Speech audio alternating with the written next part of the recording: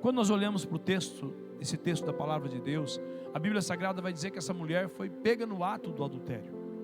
Então, de fato, não era somente uma acusação que estava acontecendo.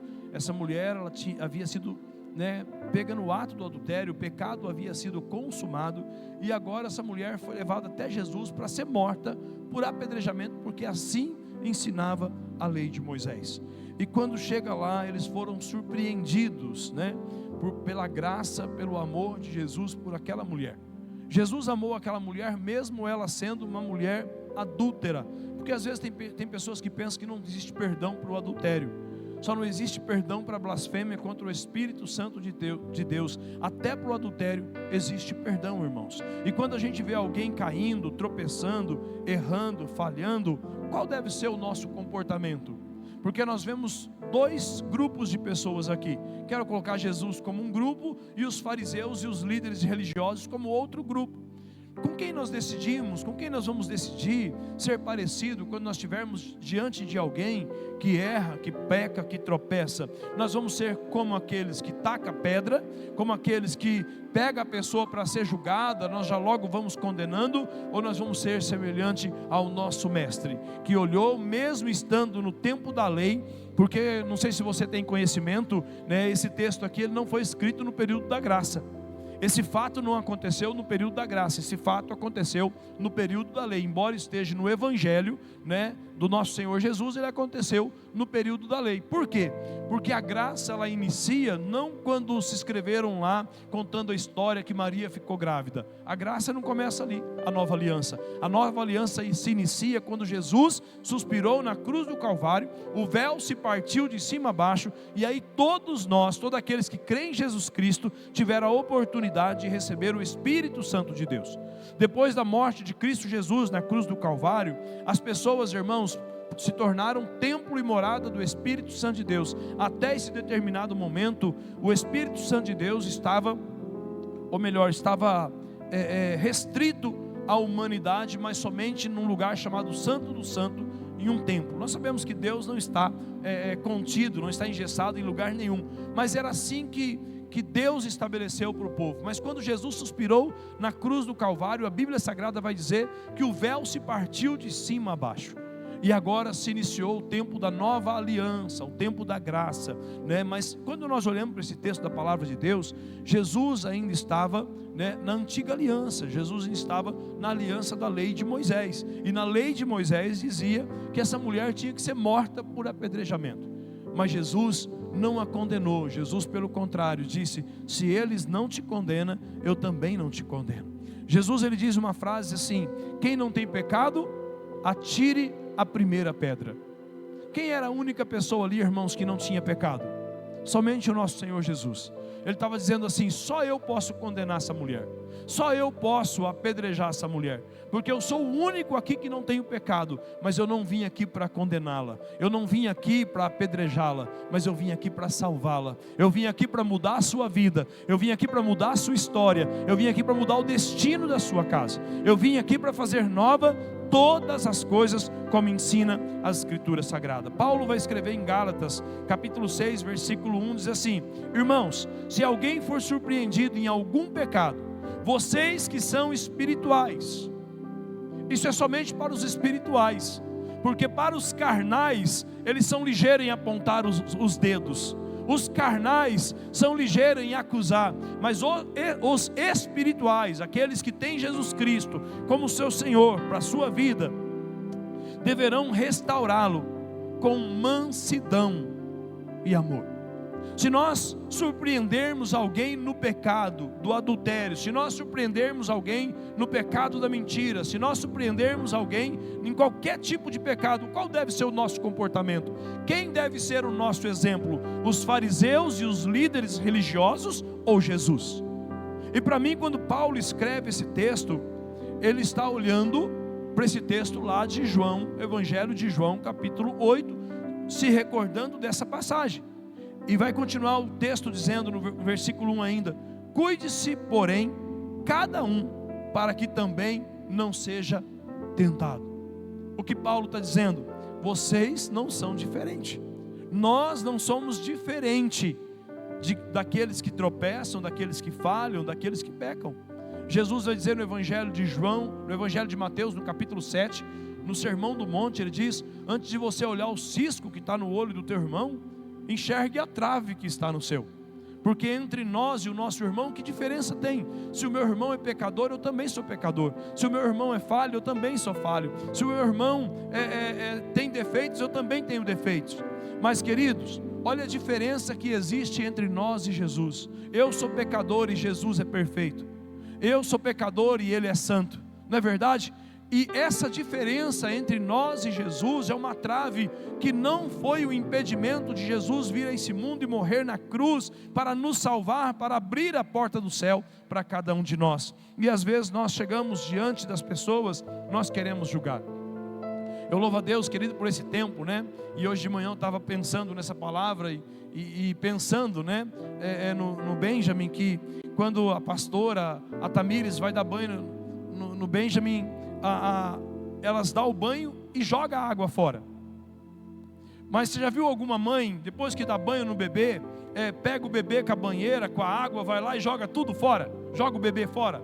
Não, joga a água suja fora, mas o bebê é amado, o bebê é querido.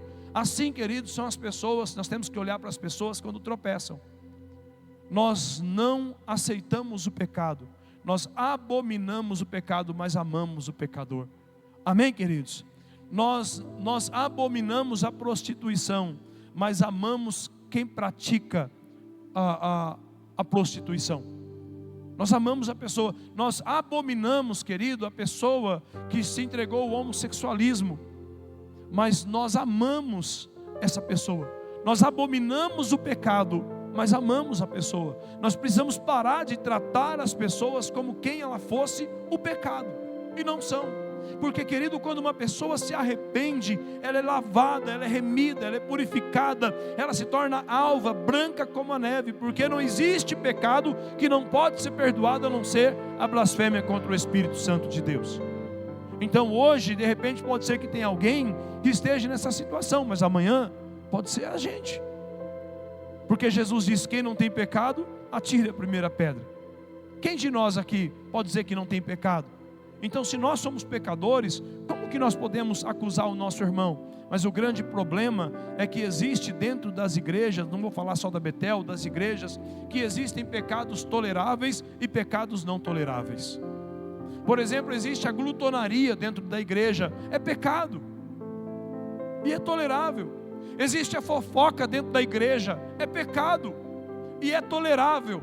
Porque às vezes a fofoca tem se revestido de um tom de santidade, de um tom de oração, mas no fundo é para falar da vida dos outros. Quer falar da vida de alguém? Entra no seu quarto, tranca a porta, dobra o seu joelho e apresenta essa pessoa que está sofrendo diante do seu Pai Celestial. Intercede por ela, ora por ela, clama por ela, vai até ela, manifesta o amor de Cristo Jesus, mas não a condene. Porque já existe alguém que é o acusador de todo aquele que estão sofrendo com pecado, e o nome dele é Satanás, e ele não precisa de você também acusando a vida dele. Eu quero compartilhar com você, querido, uma experiência que eu tive, e essa experiência, ela trouxe um ensinamento, acho que uma evolução para a minha vida e para o meu ministério. No início do meu ministério, eu enfrentei uma crise espiritual muito grande, porque foi uma transição, uma mudança muito grande para mim.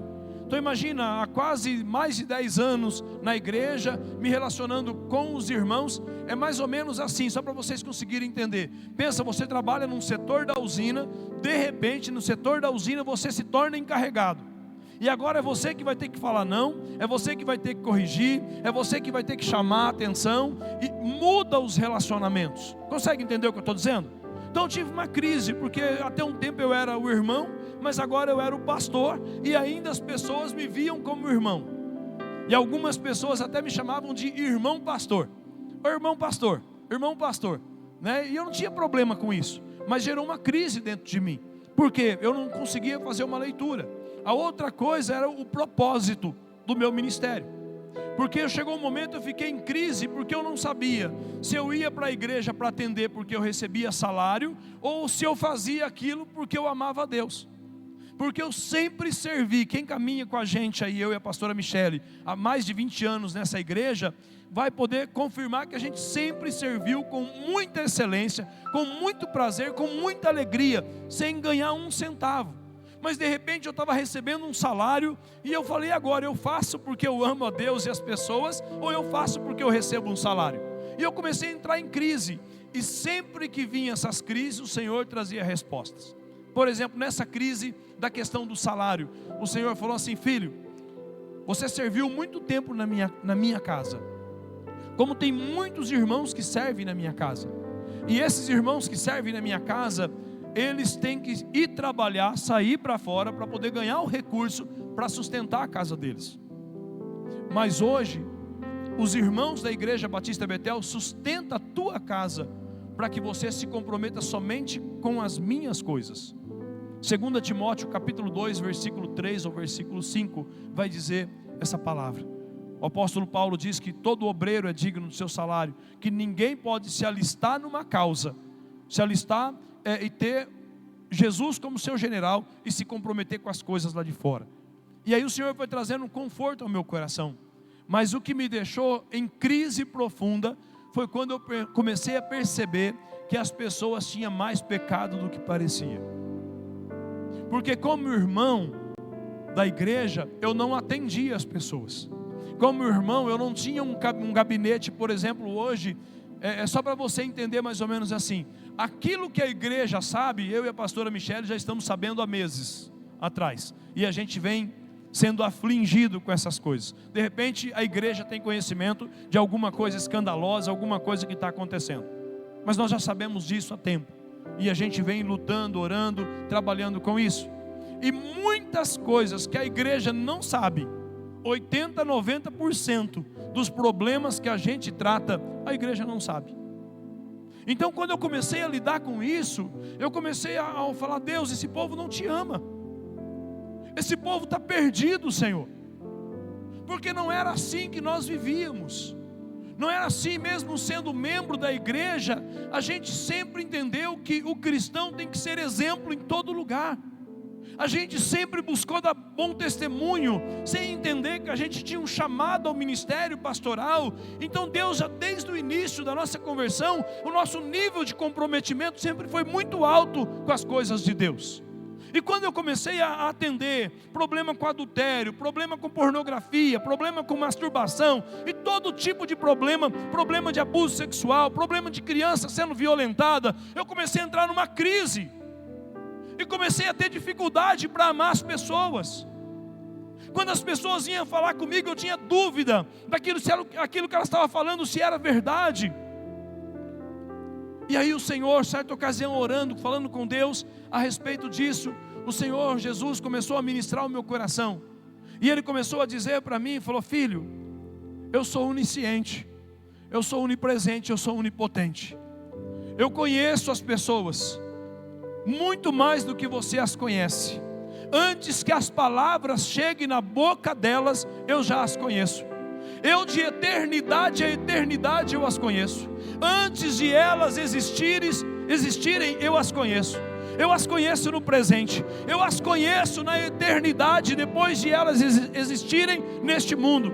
Eu as conheço, eu sei de todos os problemas, eu sei de todos os defeitos, eu sei de todos os pecados. Mas por que você está pensando que é melhor do que eu? Por que você está se tornando mais criterioso do que eu? Por que você está colocando condições para amar as pessoas?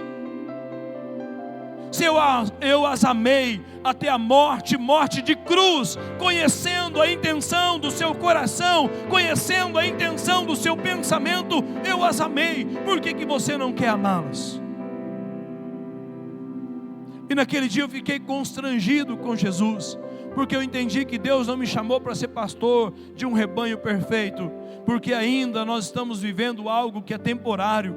Como o apóstolo Paulo vai dizer em 1 Coríntios capítulo 13, por enquanto ainda eu estou vendo como quem por um espelho, porque ainda não se manifestou o que é perfeito, mas quando o nosso Senhor Jesus vier na nuvem, na glória, haverá, querido, a ressurreição de dentre os mortos, e aqueles que são fiéis ao Senhor serão arrebatados. Nós seremos transformados de um corpo físico pecador, de um corpo tendencioso ao pecado, às imundícias deste mundo. Nós seremos transformados, e assim como o nosso Senhor Jesus é, nós também seremos.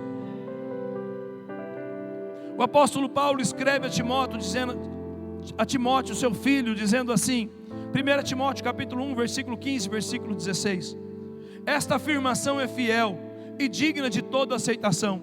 Cristo Jesus veio ao mundo para salvar os pecadores.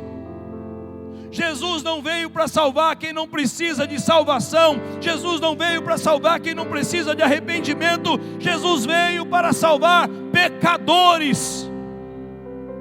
Pecadores. E Paulo continua dizendo: Cristo Jesus. Deixa eu voltar aqui. Esta afirmação é fiel e digna de toda aceitação. Cristo Jesus veio ao mundo para salvar pecadores, dos quais eu sou o pior. Eu não preciso falar de um outro pecador, eu posso falar de mim mesmo como pecador. É isso que Paulo estava dizendo. Eu não preciso apontar o meu dedo para ninguém, porque eu sou pecador. Versículo 16: mas por isso mesmo alcancei a misericórdia, para que em mim, o pior dos pecadores, Cristo Jesus demonstrasse toda a grandeza da sua paciência, usando-me como um exemplo para aqueles que nele haveria de crer para a vida eterna. Por que o apóstolo Paulo está dizendo que eu sou exemplo? Porque ele está dizendo: eu fui um perseguidor da igreja, eu matei cristãos, eu persegui cristãos, eu levei cristãos, eu gerei tortura, eu trouxe sofrimento, eu sou o maior dos pecadores, mas até para mim houve transformação.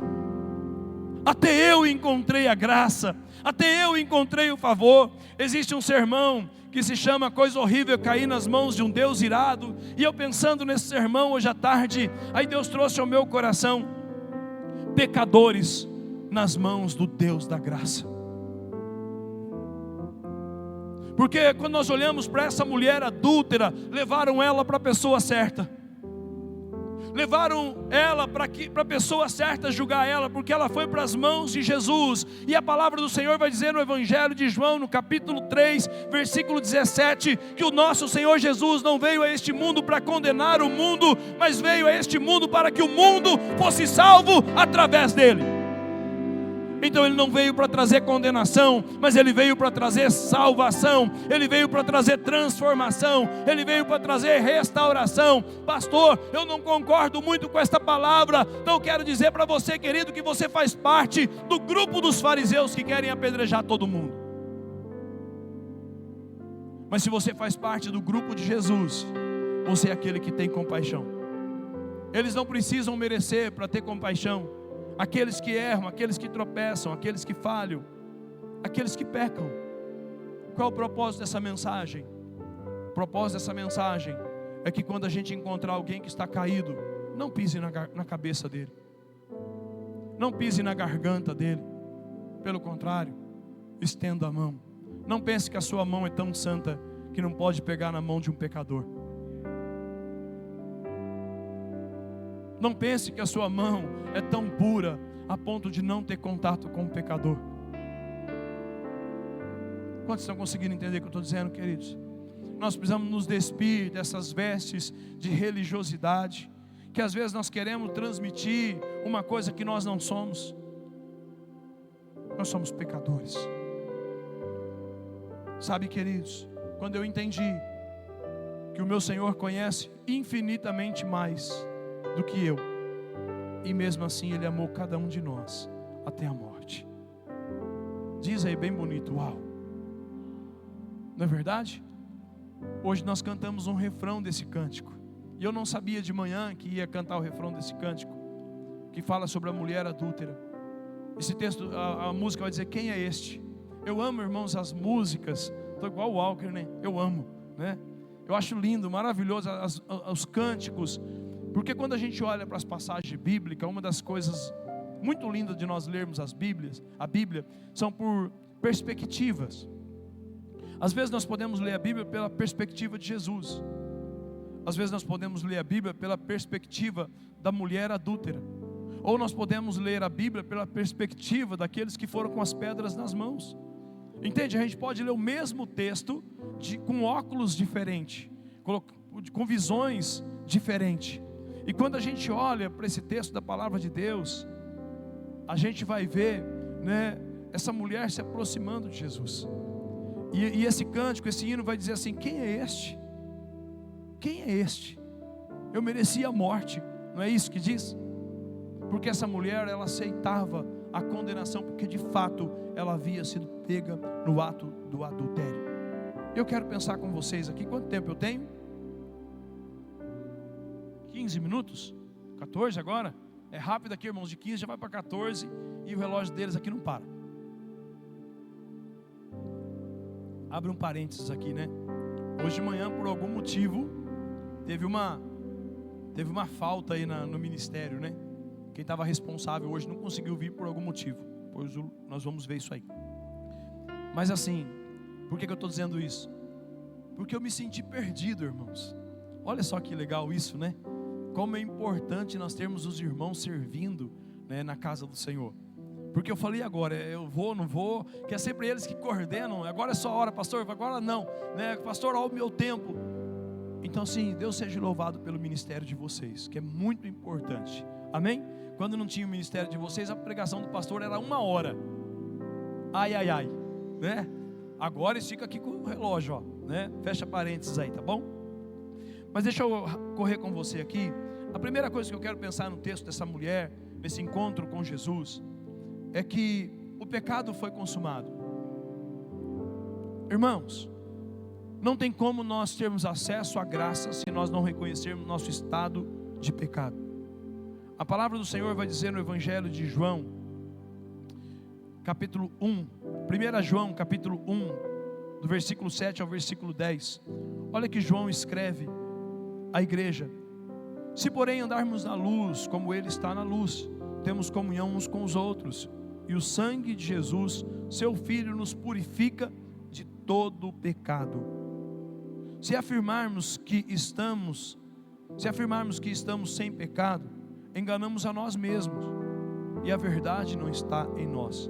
Se confessarmos os nossos pecados, Ele é fiel e justo para perdoar os nossos pecados e nos purificar de toda injustiça.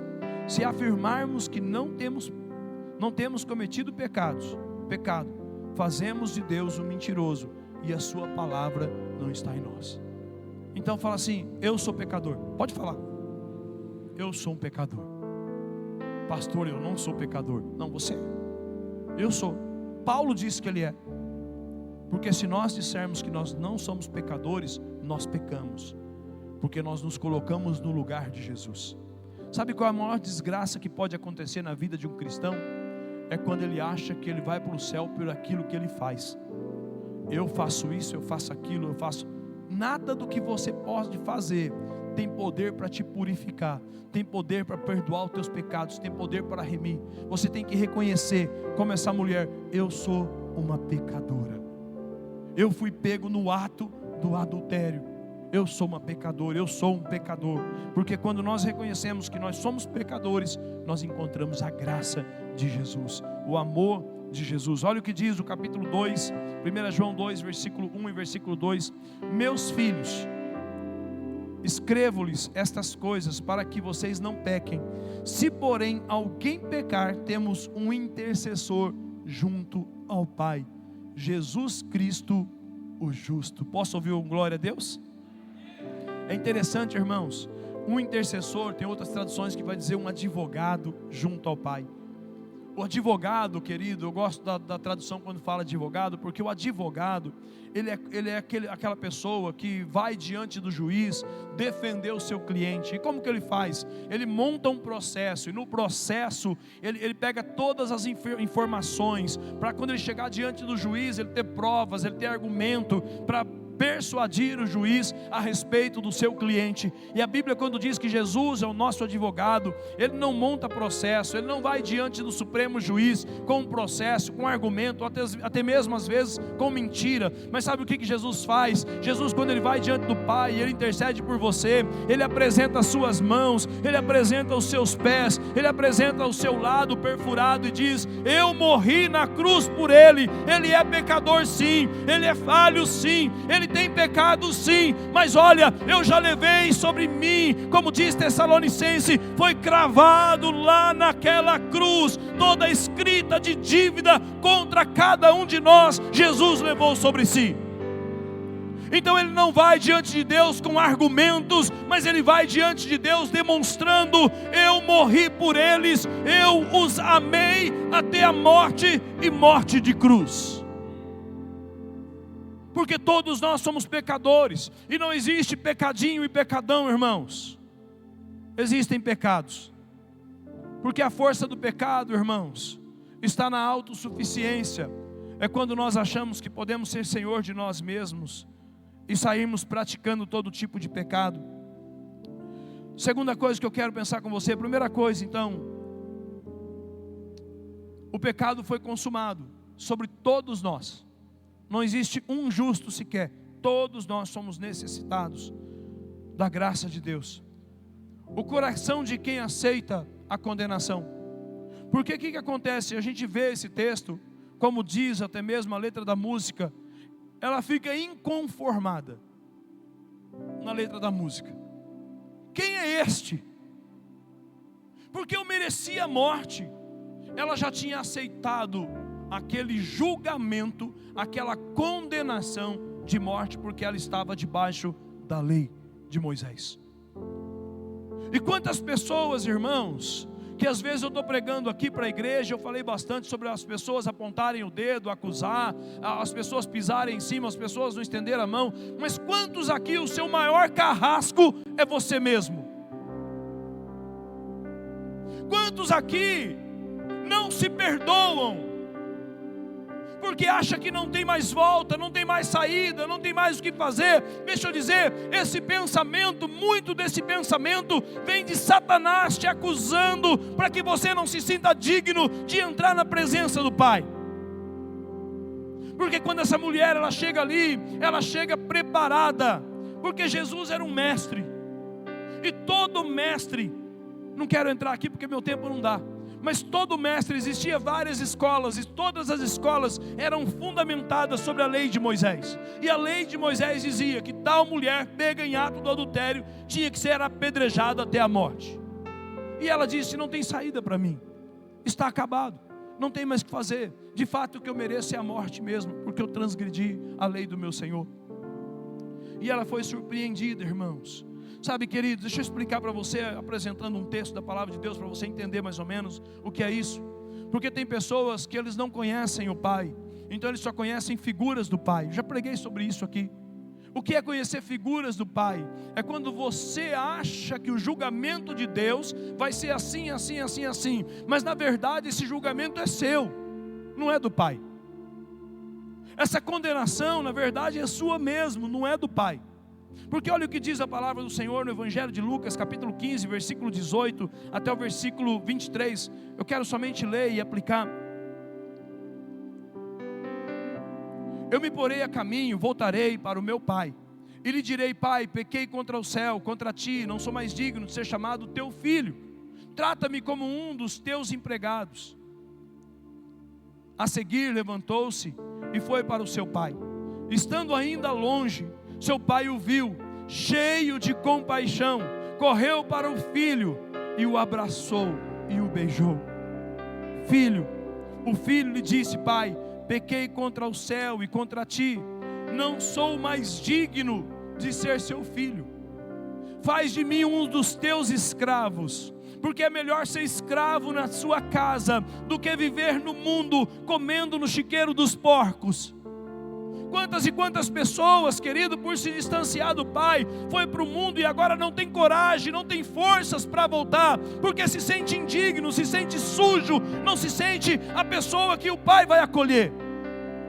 Então deixa eu dizer, quando nós temos esse pensamento, nós estamos julgando o amor e a graça do nosso Deus.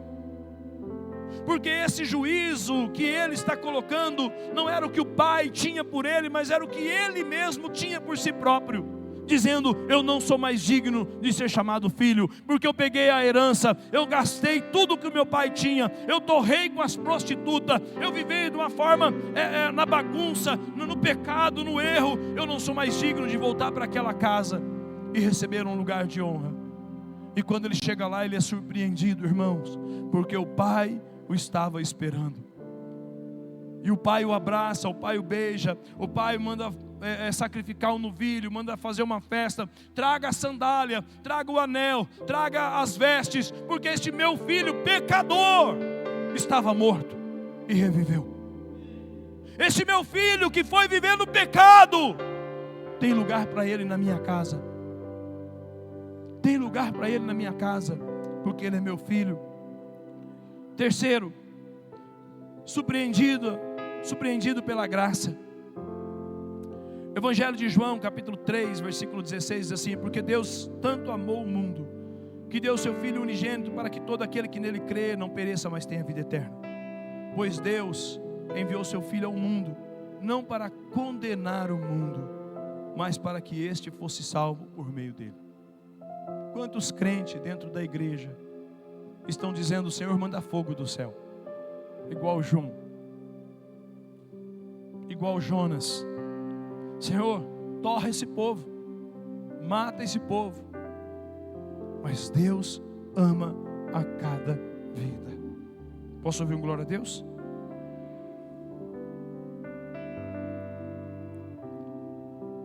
Essa mulher, ela não recebeu pedradas, ela recebeu o amor.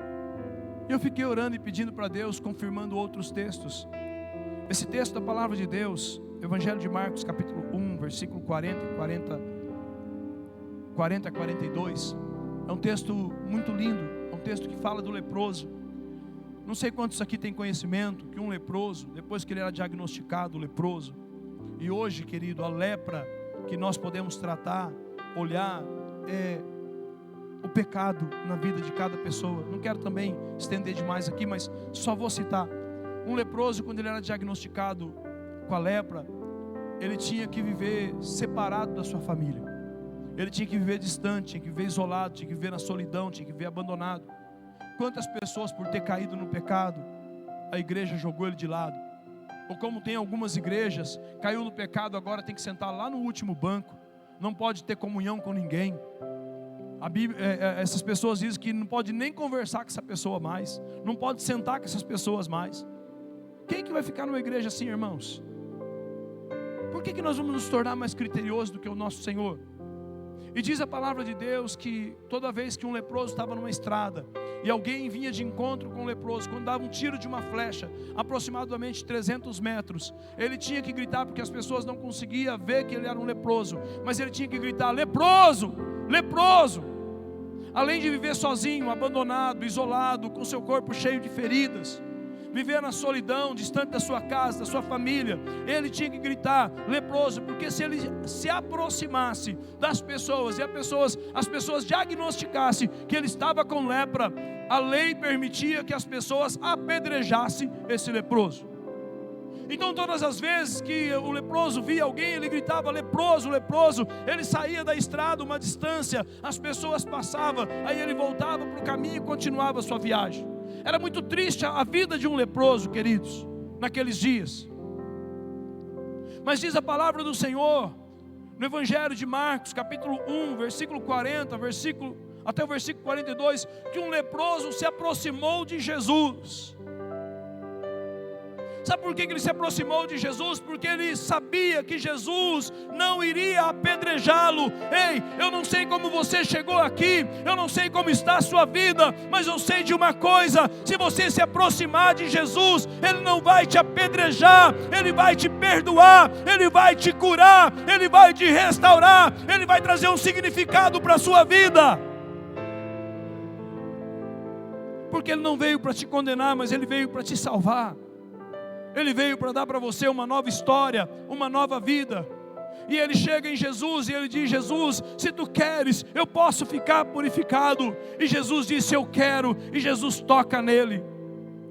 Eu acredito, irmãos, que naquele momento a lepra passou para Jesus. E a Bíblia diz que a pele dele ficou como a pele de uma criança. Um homem que estava cheio de feridas, um homem que estava todo dilacerado pela lepra, enquanto muitos o apedrejavam, muitos gritavam, falavam para ele sair de perto, as pessoas corriam dele, mas Jesus restaurou a vida desse homem, restaurou a sua honra, restaurou a sua dignidade, restaurou aquele homem para a sua família. Ei, quando Jesus faz a sua obra, Ele não faz pela metade, Ele faz uma obra completa. E para terminar, o quinto, a porta foi aberta para a vida, porque aquela mulher estava diante da morte, era o dia da morte dela, mas levaram ela para a pessoa errada. No dia da morte daquela mulher, levaram ela na presença da vida eterna. Levaram essa mulher diante da vida e colocaram ela diante daquele que pode dar vida. Por isso eu quero concluir essa mensagem falando para você, querido: Jesus pode te dar vida. Existem dois jeitos de viver: um é do seu jeito e o outro é do jeito dele. Pode ser que você veio a esse culto num dia mais difícil da sua vida, mas são nos dias mais difíceis de nossas vidas que nós recebemos as melhores oportunidades, que Deus gera as melhores oportunidades na nossa vida. Quando a gente olha para a palavra de Deus, para aquele leproso, para aquele homem que estava na cruz, à direita de Jesus, era o dia mais difícil dele, era o dia da sua condenação, era o dia da crucificação, era o pior tipo de tortura que podia existir, era o dia mais difícil da vida daquele homem, mas foi o dia que ele teve a maior e melhor oportunidade da sua vida, porque ele ouviu a doce palavra de Jesus dizendo: hoje mesmo você estará comigo no paraíso. Quantos estão conseguindo entender essa mensagem? Amém, queridos? A palavra do Senhor em Apocalipse capítulo 3 versículo 7 diz assim: ao anjo da igreja em Filadélfia escreva: estas são as palavras daquele que é santo e verdadeiro, que tem a chave de Davi, o que ele abre e ninguém pode fechar. Uau! Eu já vi as pessoas usando que Jesus é aquele que abre a porta do emprego, que abre a porta não sei do que lá. Não, essa porta aqui, irmãos, Ele é aquele que tem a chave de Davi, é aquele que abre a porta e ninguém pode fechar. Que porta é essa, irmãos? A porta da vida eterna, a porta da vida. Ele abre e ninguém pode fechar. Ele abriu essa porta para você, para mudar a sua vida, mudar a sua história, mudar o seu destino. Há possibilidade de nós cantarmos esse cântico inteiro? Nesse momento, nós estamos falando de uma mulher que foi pega no ato do adultério. Olha aqui, queridos, ela teve um encontro com Jesus. Hoje pode ser o seu dia de ter um encontro com Jesus, para que Ele perdoe os seus pecados, para que Ele purifique você e dê a você uma nova vida, uma nova história. Quando nós olhamos para a Bíblia, o nosso Deus, Ele não desiste das pessoas porque erram. Só não tem jeito para aqueles que não se arrependem. Porque quando a gente olha para a Bíblia Sagrada e para a história do povo de Deus, Deus não abandonou o projeto dele com Moisés, porque Moisés foi um homicida. Moisés matou um homem. Deus usou Moisés, mesmo cometendo o pecado de tirar a vida de alguém. Deus não desistiu do apóstolo Paulo, porque consentiu a morte de Estevão. Quantos estão conseguindo entender? Deixa eu dizer para você, queridos, existe um antes e um depois. Existe um velho homem e um novo homem. Existe uma velha vida e uma nova vida. Existe o reino das trevas e o reino da luz. E nós precisamos dizer aonde nós vamos viver, com quem nós vamos escolher estar. Essa mulher foi levada até Jesus. Os seus acusadores, aqueles que queriam condená-la, sem saber, estavam fazendo por ela a melhor coisa da vida dela. No dia que ela foi pega no ato do adultério, Jesus perdoou o seu pecado, e Jesus disse: vai, e não peques mais, para que não te aconteça coisas piores. Olha aí, Jesus não disse que estava certo o pecado. Jesus disse: olha, se você continuar no pecado, vai ter consequências, e as consequências podem ser até piores. Nós vamos cantar esse cântico. Eu queria que você curvasse a sua cabeça, começasse a orar. Se você conhece alguém que precisa de oração, Paulo diz: vocês que são espirituais, restaure aqueles que tropecem com o espírito de mansidão.